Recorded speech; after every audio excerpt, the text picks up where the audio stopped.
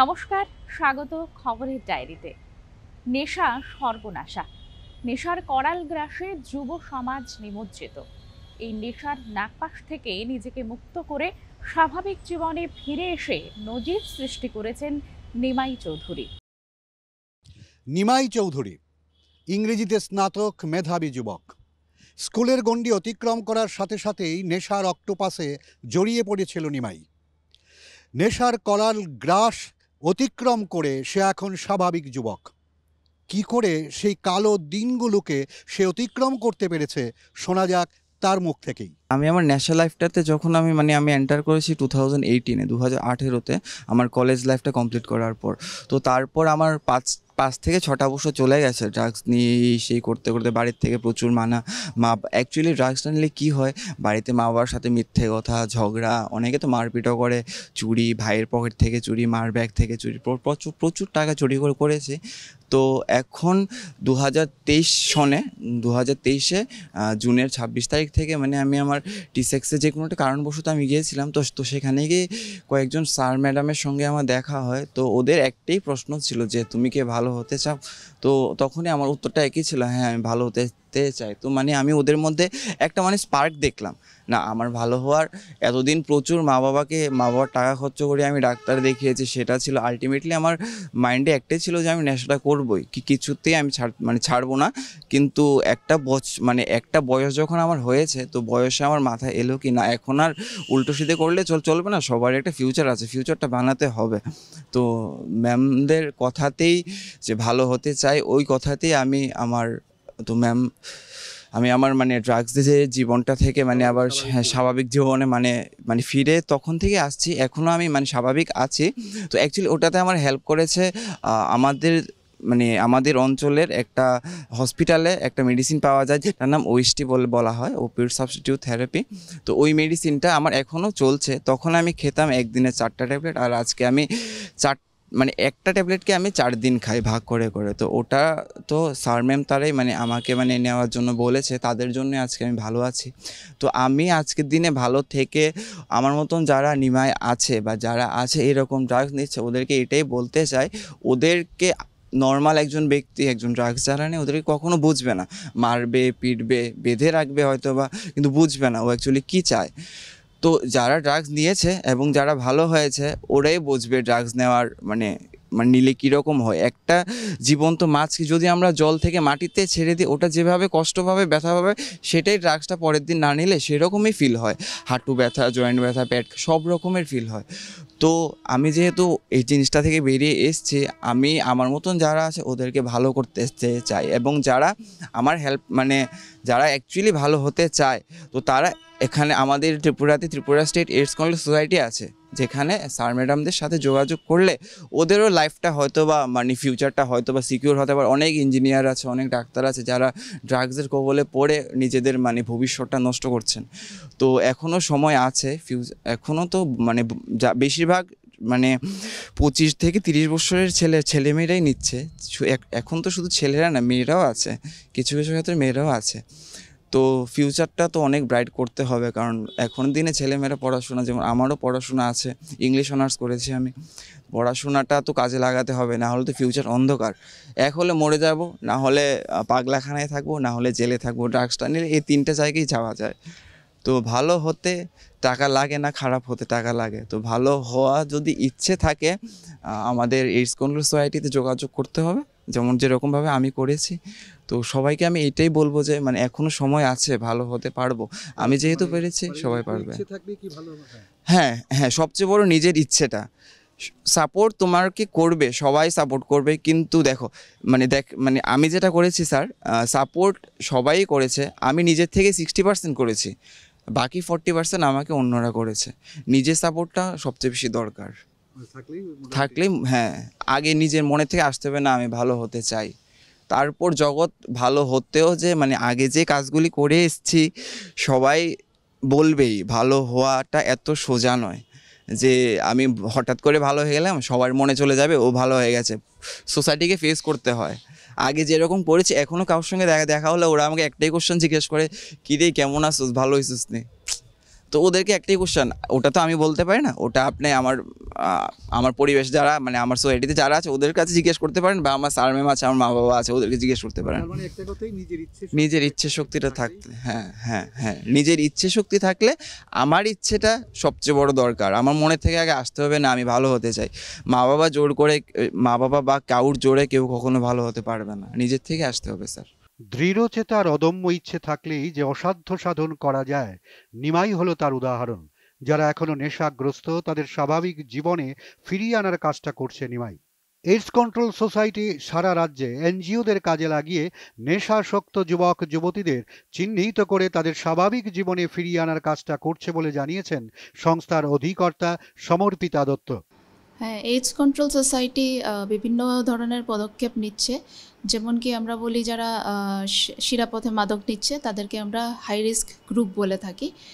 তাদের জন্য আমরা একটা ফ্যাসিলিটি রয়েছে আমাদের, যেটাকে ওপিওয়েড সাবস্টিটিউশন থেরাপি সেন্টার্স বলা হয়। সেখানে তারা শিরাপথে মাদক থেকে আস্তে আস্তে ওরাল সাবস্টিটিউশন দেওয়া হয়, মানে যেটা কি মুখে ওষুধটা নেওয়া হয়, আস্তে আস্তে সেটার থেকেও বেরিয়ে আসার উপায় রয়েছে। যখন তারা এই ওষুধটা নিতে থাকে আস্তে আস্তে ডোজগুলো কমিয়ে তাদেরকে সাধারণ জীবনযাপনে আনার ব্যবস্থা রয়েছে। তাদের কাছে সঠিক ইনফরমেশনটা আমরা পৌঁছে দিই। আমাদের বিভিন্ন ধরনের এনজিও রয়েছে যারা আমাদের সাথে কাজ করেন। সেই এনজিওর মাধ্যমেই আমরা সেই হাই রিস্ক গ্রুপগুলোকে আইডেন্টিফাই করতে পারি এবং তাদের থ্রুতেই আমরা সার্ভিসগুলো তাদেরকে প্রোভাইড করতে পারি।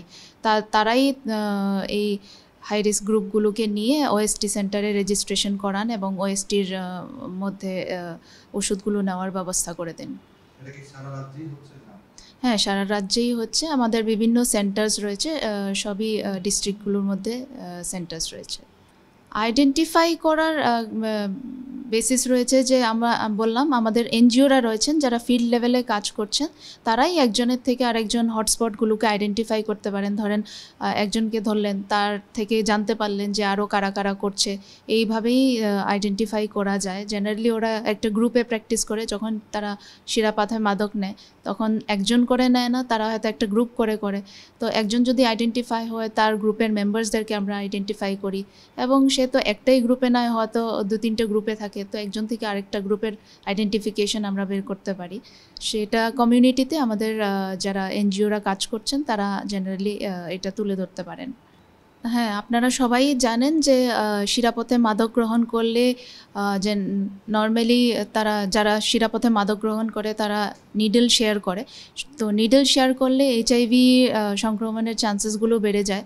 এইচআইভি এমন একটি ভাইরাস যেটা নির্মূল হয় না শরীরের থেকে, যদিও ট্রিটমেন্ট আছে, ট্রিটমেন্ট নিলে ট্রান্সমিশনটা কম হয়, তবুও নির্মূল যেহেতু হয় না, আমরা বলবো যে তারা যাতে এই ধরনের প্র্যাকটিস না করে। আর যদি কোনো কারণে তারা অলরেডি এই নেশার মধ্যে কাজ করছে, তাহলে তারা যাতে অবশ্যই আমাদের ওএসটি সেন্টারগুলোতে নিজেকে রেজিস্টার করে, আর তার সম্পর্কে কোনো ইনফরমেশন, কোনো ধরনের তথ্য লাগলে আমাদের ত্রিপুরা স্টেট এইডস কন্ট্রোল সোসাইটির সাথে যাতে অবশ্যই যোগাযোগ করে। তাদেরকে আমরা নিয়ারেস্ট ওএসটি সেন্টারের অ্যাড্রেস সব কিছু দেব, তাদেরকে রেজিস্ট্রেশনের ব্যবস্থা করে দেব, এবং এই ওষুধগুলো সম্পূর্ণ বিনামূল্যে তারা পাবে।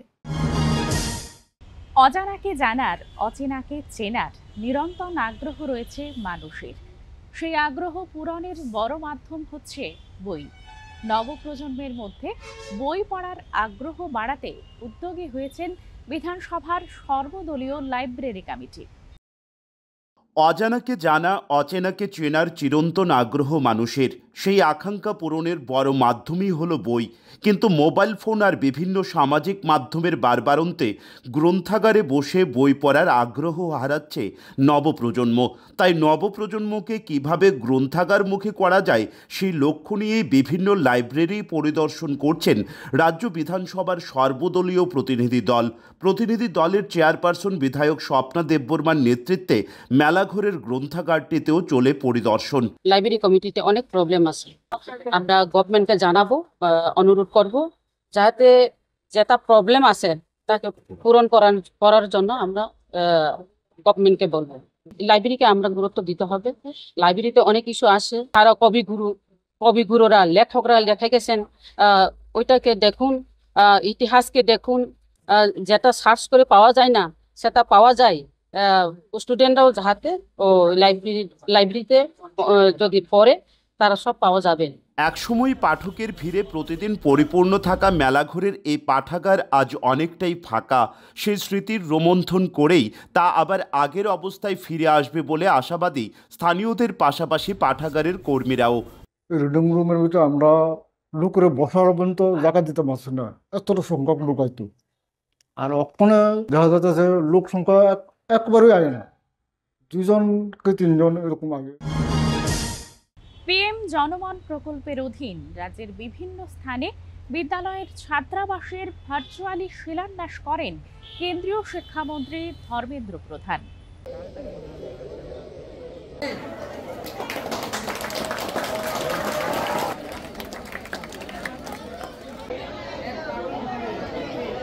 জন্য সকলকে আহ্বান রাখবো আমাদের অনুষ্ঠান।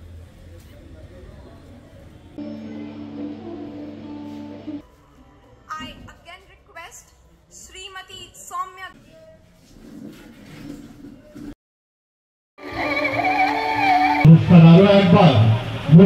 প্রতিটি ব্লকে প্রতিটি এলাকায় হিসেবে আজকে ফেলিসিটেশন পিএম জনমন ডান্স ডুয়া এবং আমাদের শিক্ষা দপ্তর চায় আমাদের জনজাতি এডিসি এলাকাতে চলছে এই অনুষ্ঠানের আরো। লালজুড়ি ব্লকে দুইটা আমরা হোস্টেল পেয়েছি, বয়েজ এবং গার্লস। তো এটা আমাদের জন্য অত্যন্ত গুরুত্বপূর্ণ বিষয়, যেটা আমাদের জনজাতি ছেলে মেয়েরা শিক্ষার ক্ষেত্রে জনজাতি এলাকাও এগিয়ে যেতে পারবে। তো সেই ক্ষেত্রে আমাদের যে সবকা সাথ সবকা বিকাশের মূল মন্ত্র কেন্দ্র সরকার এবং রাজ্য সরকারের, আমরা সেই লক্ষ্যমাত্রাকে সামনের দিকে আমরা এগিয়ে যেতে পারছি এবং আশাবাদী আগামী দিনে আমাদের ত্রিপুরাকে এক ত্রিপুরা শ্রেষ্ঠ ত্রিপুরা গড়ার ক্ষেত্রে এডিসি নন এডিসি সমানভাবে এগিয়ে যাবে।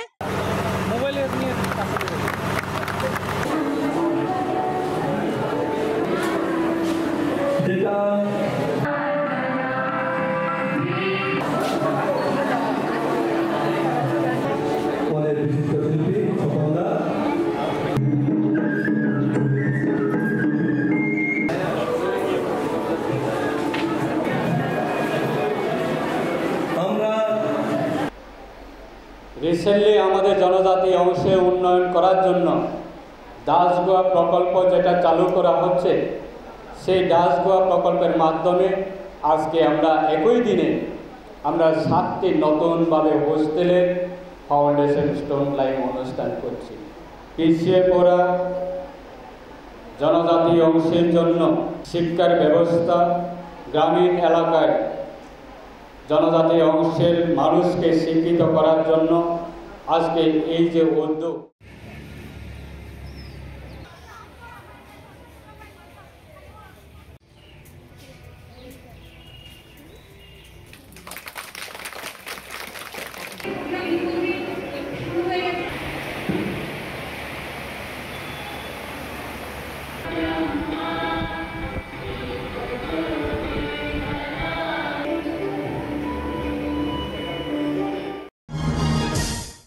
ওএনজিসি আগরতলা কেন্দ্রীয় বিদ্যালয়ে শেষ হয়েছে ভারত স্কাউটস অ্যান্ড গাইডসের 5 দিনের রাজ্য পুরস্কার টেস্টিং শিবির।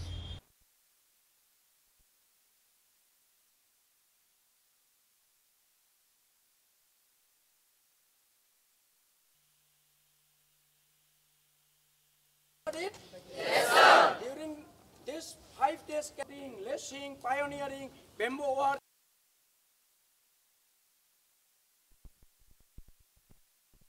और इससे जो बच्चे सेलेक्ट होंगे वो राष्ट्रपति पुरस्कार के लिए चयनित किए जाते हैं और वो 26 जनवरी के परेड में हिस्सा लेते हैं। और दोनों ही बालक और बालिका यानी स्काउट और गाइड दोनों ही वर्ग के यहाँ पे टेस्टिंग कैंप हो रहा है। और बाहर से एक न्यूट्रल एग्जामिनर के रूप में एलओसीज आए हुए हैं कलकत्ता रीजन और गुवाहाटी रीजन से, जो इन बच्चों को जो स्काउट का एक मोटिव है सर्विस का और ड्यूटी का वो सिखा रहे हैं। Making them better citizen.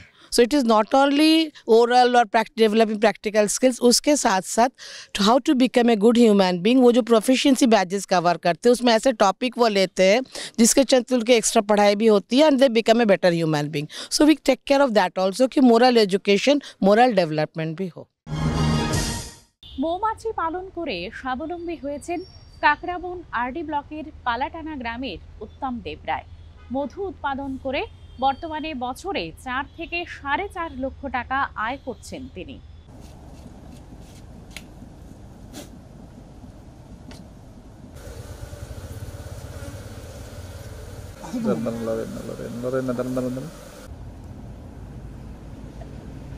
হাসি দেন এদিকে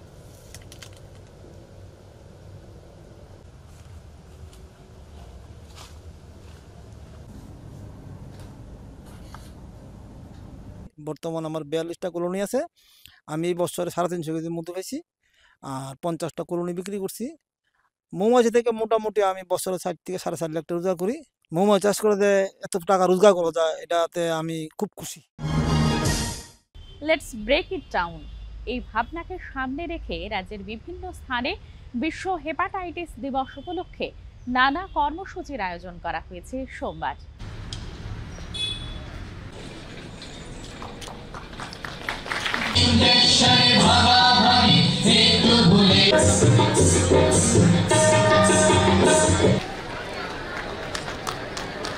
পরেই আয়ুষ্মান আরোগ্য মন্দির জামজুলি দিয়েছেন এই অনুষ্ঠান মঞ্চে।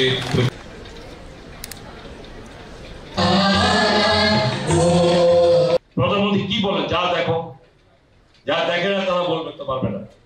ওনার মূল উদ্দেশ্য হচ্ছে একদম অন্তিম পর্যায়ে মানুষের কাছে পৌঁছে দেওয়া, সবকিছু নিয়ে, শিক্ষাকে নিয়ে, স্বাস্থ্যকে নিয়ে এবং রোজগার স্বরোজগারই করা, স্বচ্ছতা সঙ্গে উনি কথা বলেন।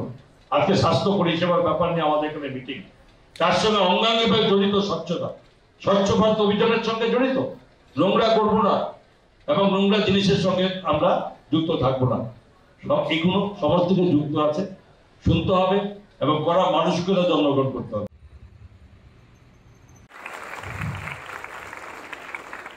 ভাইরাস যা মানব দেহের রোগ শিল্পপুঞ্জের সঙ্গীত শিল্পীদের মঞ্চে আহ্বান সম্পূর্ণ দুর্বল হয়ে পড়ে। উদ্বোধন পর্বটি আমরা সেরে নিই, কিন্তু আমরা মধ্যে হেপাটাইটিস কালীখাসা ধান ও চালের প্রচুর চাহিদা রয়েছে দেশের বিভিন্ন রাজ্যের পাশাপাশি বিদেশেও। সেদিকে লক্ষ্য রেখে রাজ্যের পাহাড়ি অঞ্চলের কৃষকদের মধ্যেও কালীখাসা উৎপাদনের উৎসাহ দিন দিন বাড়ছে। আজকে আমরা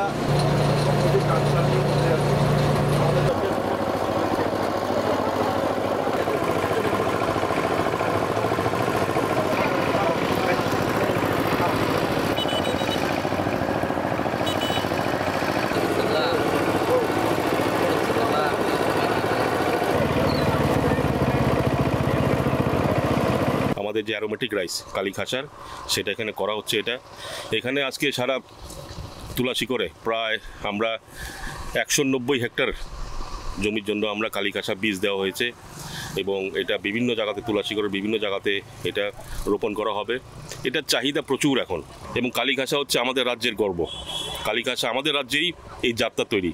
এটাকে যদি আমরা আরও বেশি পরিচিতি করতে চাই এবং রাজ্যের আমাদের কান্ট্রির বাইরে এটা যদি পরিচিতি পায় তাহলে আমাদের সমগ্র কৃষকরা যারা অর্গানিক চাষে যুক্ত প্রচুর লাভবান হবেন।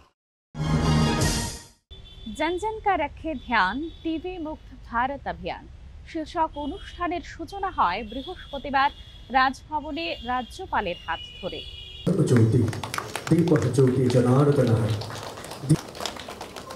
बहुत बहुत धन्यवाद।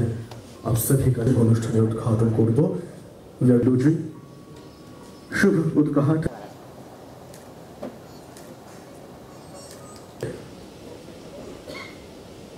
जुड़े करतालिर माध्यमे আমরা শ্রী ইন্দ্র সেনার একটি মাধ্যম Respected Secretary of Rajbhavan Sri Uttam Kumar sir, ji family member eliminating TB is not just the governor's responsibility.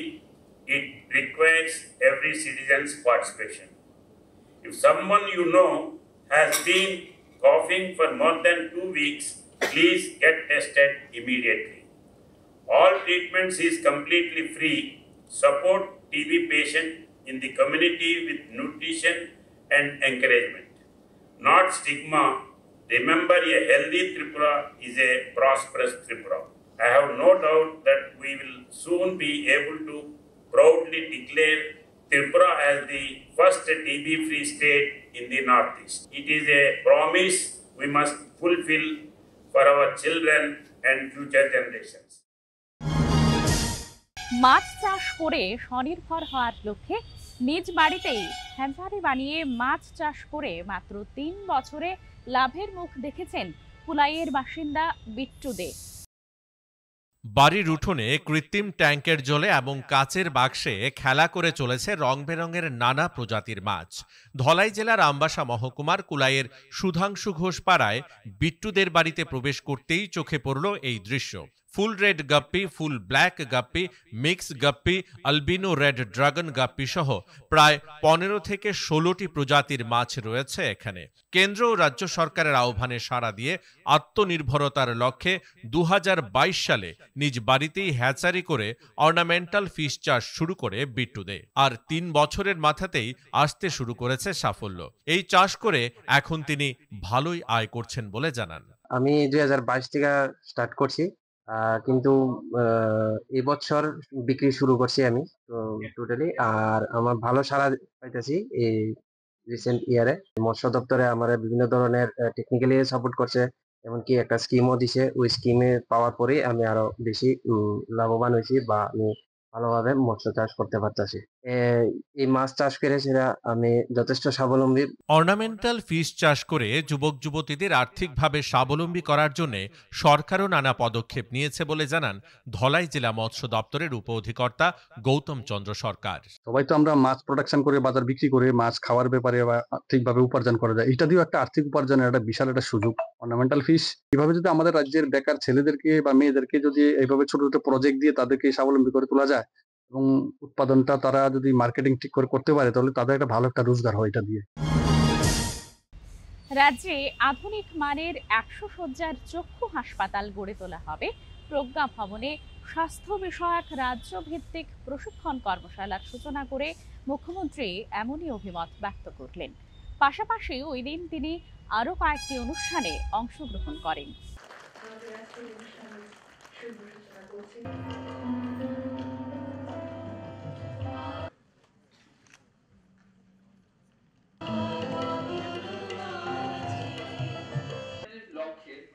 রাজ্য স্বাস্থ্য ও পরিবার গত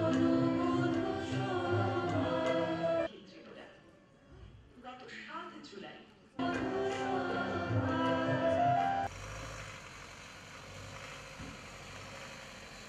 একটা সিট ছিল, সেই দিনগুলো মানুষ ভুললে চলবে না সেগুলো। এবং বিএসসি নার্সিং এর একটা সিট পেয়েছে, আর আজকে আমাদের এখানে অলরেডি 50 সিট শুরু হয়ে গেছে। আমাদের গভর্নমেন্ট লেভেল, সরকারি লেভেলে সব জায়গার মধ্যে আমাদের মানে সেইগুলোরও ব্যবস্থা হয়েছে। এখানে পড়ার সুযোগ আছে, মেডিকেল হাব হচ্ছে, এখানে আমাদের ফার্মেসি কলেজ হয়েছে। কি না হচ্ছে, সরকারি বেসরকারি যারা নার্সিং কোর্স, বিভিন্ন যে নার্সিং কোর্সগুলো সেটা পড়ার সুযোগ পাচ্ছে। 100 বেডের হসপিটাল করা হবে, সমস্ত সুযোগ সুবিধা যাতে বাইরে আইএম জন্য কেউ না যেতে হয় সেই ব্যবস্থা আমরা করছি।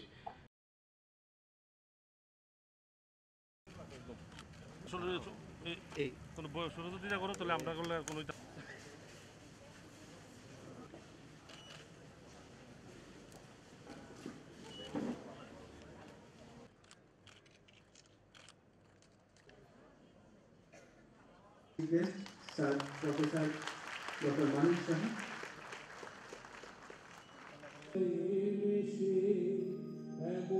কয়েক ডিকেড ধরে এমন একটা অবস্থা করেছে যে নজরে দেওয়া হয়নি যে স্বাস্থ্য ব্যবস্থাকে ঢেলে সাজানো দরকার। করার জন্য করা, আর কিছু না। একটা বিল্ডিং বানালেই হবে না, তার ইনফ্রাস্ট্রাকচারের সাথে সাথে মানুষের কথা চিন্তা করে যে কি কি তাদের সমস্যা। আমি বলছি না আমরা 100% করে দিয়েছি, কিন্তু একটা চেষ্টা থাকতে হবে। 9টা সুপার স্পেশালিটি আমরা স্টার্ট করেছি আগরতলা গভর্নমেন্ট মেডিকেল কলেজে। 250 কোটি টাকা খরচ করে আমরা সুপার স্পেশালিটি ব্লক করেছি। তো সেই অবস্থার মধ্যে কর্পোরেট স্টাইলে হসপিটাল চাই, তো সেইভাবে কর্পোরেট স্টাইলে কিন্তু আমরা এই হসপিটালটা ব্লকটা আমরা বানাই। আজকে আর সময় নেই, এখানেই শেষ করছি। আগামী সপ্তাহে আবার দেখা হবে খবরের ডায়েরিতে। ভালো থাকুন, সুস্থ থাকুন এবং আমাদের সঙ্গে থাকুন। ধন্যবাদ।